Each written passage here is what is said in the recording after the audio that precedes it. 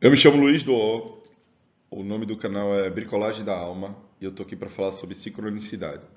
Então direto ao ponto, né? Já reparou como eventualmente a gente tem algum sonho e quando a gente acorda esse sonho ajuda a gente a enxergar algo que a gente não estava enxergando, ou resolver algum problema, fazer alguma conexão que a gente não estava conseguindo fazer. E aqui eu trago um caso bem emblemático, que é do químico alemão Kekulé. Ele sonhou com essa imagem de uma cobra engolindo a própria cauda, né?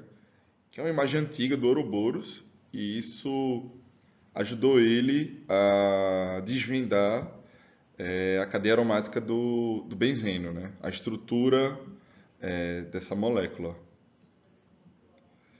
Acontece algumas vezes também da gente encontrar mensagens inesperadas, né? A gente vai abrir um livro ao acaso e encontra algum texto ali que de alguma forma se conecta, né? Se encaixa perfeitamente com o nosso estado mental, nosso estado de espírito ou o que a gente está passando no momento, né? Ou algum objeto que faz despertar essa conexão. E também tem os símbolos recorrentes, né? Números, animais, palavras que se repetem ali em momentos significativos da nossa vida. Todos esses exemplos aqui, eles se encaixam no conceito que a gente chama de sincronicidade.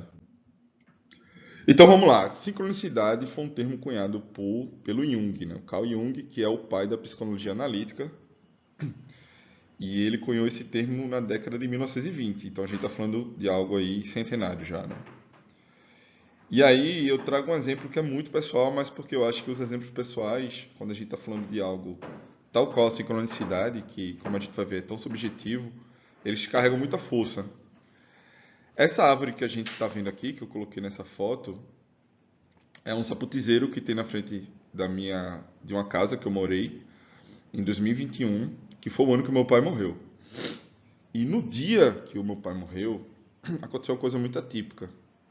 O meu filho mais novo na época tinha 2 anos, o nome dele é Caetano, e ele não falava muitas palavras, ele me acordou, ele apontou assim para a porta da casa como se estivesse pedindo para sair.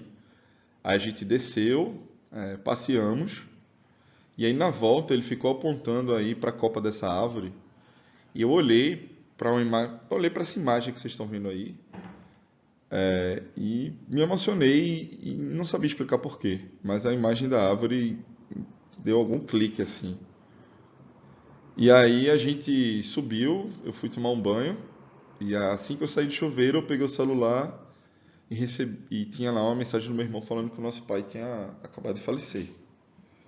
Então, essa, esses eventos aí síncronos, né, da morte do meu pai, com esse, essa conexão com meu filho e essa imagem da árvore, isso acontecendo ao mesmo tempo, isso para mim tem muito significado, ou teve muito significado no momento, né? E ainda tem até hoje. E aí vamos fazer uma distinção, né? Porque a gente está mais acostumado a pensar nos nexos entre eventos no reino da causalidade, né? Então pensa dois eventos ou dois processos, enfim, A e B, onde B é consequência de A, né?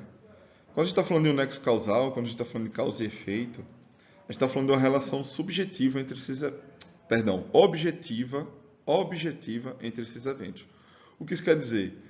Diferentes observadores, eles vão concordar ou eles vão poder reproduzir essa conexão.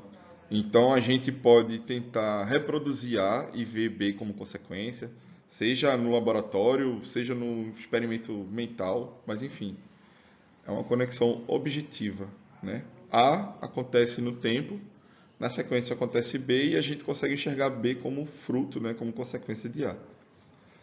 A sincronicidade é uma conexão subjetiva entre A e B, né?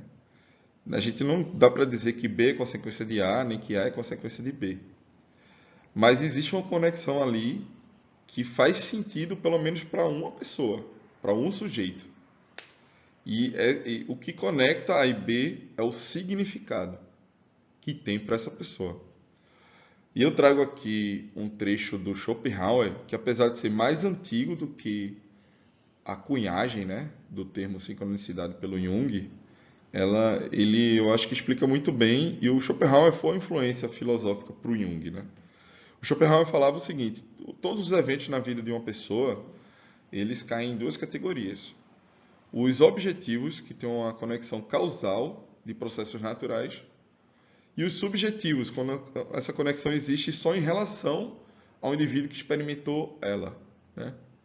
Então, acho que essa segunda categoria, a gente vem para o campo da sincronicidade, ok? Um dos caras que ajudou o Jung a desenvolver melhor esse conceito foi o físico Pauli, tá? O Wolfgang Pauli, famoso, um dos maiores, né, físicos teóricos do século XX, tá? E só uma curiosidade, né? Porque o Pauli ele trouxe também um pouquinho do arcabouço teórico da física da época para o Jung, para mostrar que na própria física que estava se desenvolvendo na época, a física quântica, tinham alguns elementos ali que a causalidade não era a explicação, tá? Como analogia para a sincronicidade. Bom, o Paulo tinha uma coisa interessante, que ele era meio azarado. Então, equipamentos eletrônicos falhavam repentinamente quando ele se aproximava, lâmpadas queimavam ou oscilavam, aparelhos de laboratório começavam a se comportar de forma espúria, né, anômala. E aí chegou ao ponto dos colegas evitarem que ele entrasse nos laboratórios por medo de panes. Poxa, não dá para dizer que a causa dessas coisas era o Pauli, né? Mas mesmo nesse recorte demográfico, né, de físicos, né, de pessoas muito racionais e atreladas, né, ao meio científico da causalidade, o pessoal teve essa superstição. Só para mostrar como não temos como escapar desses significados que a gente encontra nesses eventos síncronos, tá? Eles fazem de fato sentido. E aí, o lance é que causalidade e sincronicidade são coisas ortogonais, né? Assim, são complementares.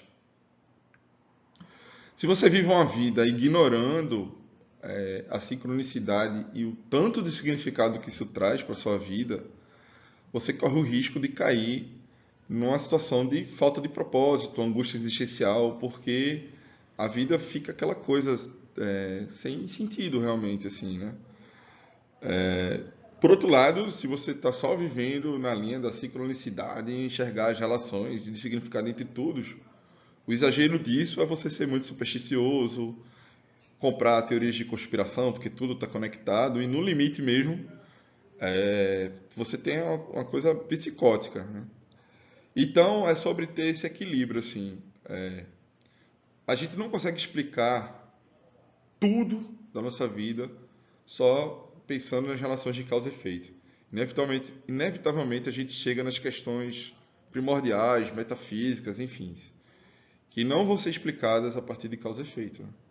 E aí é onde entra a questão da sincronicidade para trazer esse tanto de significado que tem e está na nossa frente sendo revelado, né, pela realidade, pelo inconsciente coletivo, etc.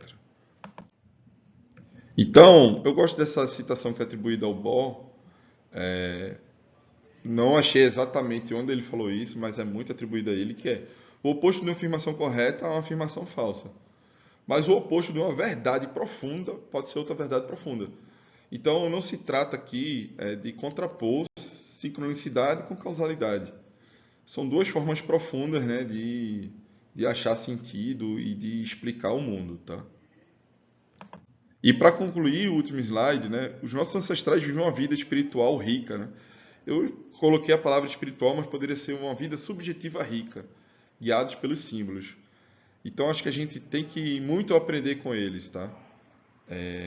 Vamos enriquecer subjetivamente, espiritualmente a nossa vida, olhando esses tesouros que o universo entrega pra gente, dos eventos síncronos. Era isso, muito obrigado.